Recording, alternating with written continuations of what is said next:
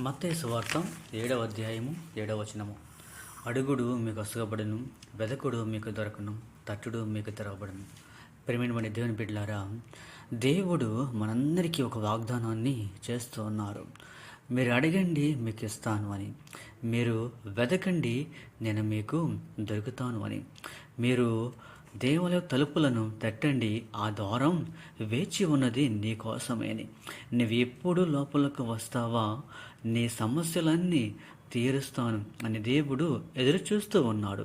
మరి నీవు ఆ దేవాలయపు తలుపులను తట్టుతున్నావా? ఒకసారి మనం అందరం ఆత్మ పరిశీలన చేసుకుందాం. మనం ఆ దేవుని అడుగుచున్నామా?